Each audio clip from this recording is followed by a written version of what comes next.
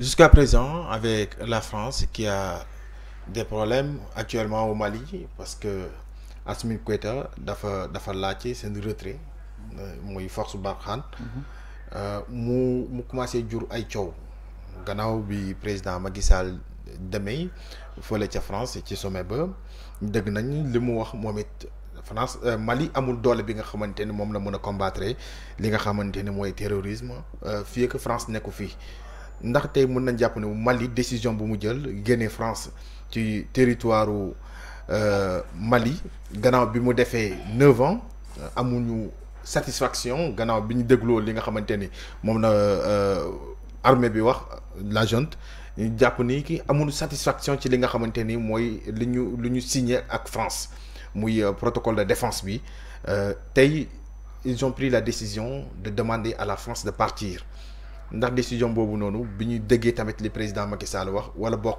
ak coow bi mu jur au niveau international le Mali a-t-il tort de faire quitter la France au niveau du sol malien. Bon, le Mali c'est un pays indépendant. Bon, moi d'ailleurs je n'ai pas du tout compris le discours du président Macky Sall et le discours du président Alassane Ouattara.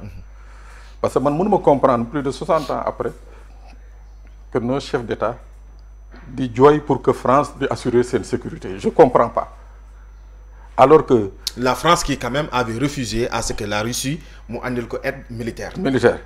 Je ne peux pas comprendre plus de 60 ans après, l'Union investir en matière d'armement au Sénégal, que nous, qu'on ait encore besoin de l'armée française ici au Sénégal. C'est une insulte même à nos soldats, moi bien. Autant nous mettons la présence des soldats français ici au Sénégal, autant Maliens nous les mettons. Pour rappel, en 1960, dès les premiers jours de l'indépendance, Modibo Keïta a été le premier à rompre les accords militaires liés à la France à son précaré. Dans les francs CFA. C'est en 1984 que le Mali est revenu dans le franc CFA.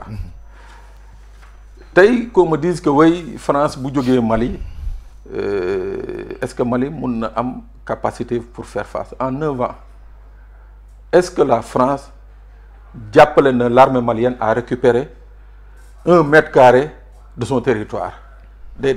Au contraire, nan nga mëna accepter parce que moi j'ai eu à couvrir de 2012-2013 j'ai eu à couvrir Serval, c'est arrivé fofu, l'opération Serval. Nan nga mëna comprendre que pendant 7 ans, 8 ans, France et les bandes armées occupées la moitié du territoire malien, armée malienne, administration malienne. C'est aberrant. Ces colonels-là, je crois qu'ils ont compris une chose. Moi, que c'est une défense nationale, nous sommes organisés. Ils ont compris une chose. Moi, que tant que diversifier ce partenariat, moi, que nous sommes. Et c'est aujourd'hui ça qui fait peur à la France. Parce que c'est la première fois, et il faut le dire, c'est la première fois que unilatéralement, un pays demande à la France de partir. Et puis c'est tout à fait justifié. Pourquoi c'est justifié? Parce que dans le cadre des accords militaires signés en 1992 avec la France, en 2012 plutôt, c'est des accords qui liaient le Mali à la France. Mais entre-temps, Mali à la France, c'était les accords Serval. Et la force Serval. Oui.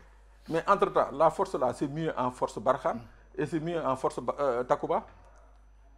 Et la France l'a fait sous le dos des Maliens, sous le dos du gouvernement malien. Ils ont créé la force Takuba, une d'autres forces étrangères. Les Danois, oui, les Danois, quand leur opinion publique a compris, ils se sont retirés. Parce que nous, c'est des opinions publiques très fortes.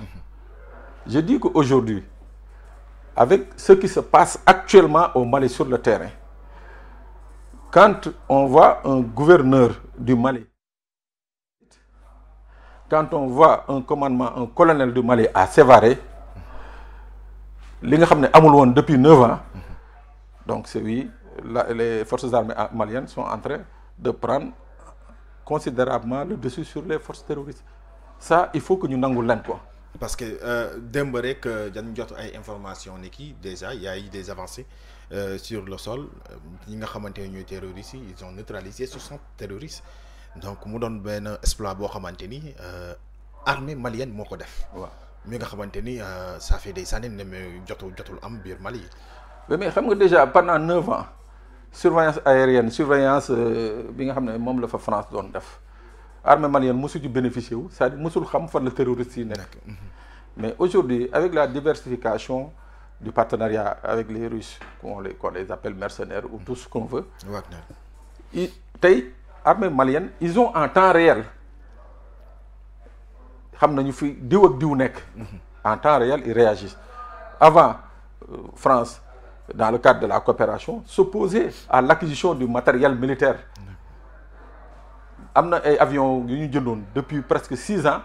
ñu ngi leen téye woon en Espagne blocus tere leen ñi ñëw au Mali tey ces avions là sont venus ce sont ces avions là qui mènent des opérations militaires pour le compte de l'armée malienne. Donc je dis que encore une fois il faut que tey Afrique surtout nos chefs d'État qu'ils essayent d'être au moins indépendants. Voilà, je dis pas qu'ils soient indépendants mais qu'ils essayent de l'être parce que tamit 60 ans après nga bëgg a am une force coloniale bu nekk sa dëkk bëgg ko imposer beneen dëkk, je crois que c'est pas du tout patriotique quoi.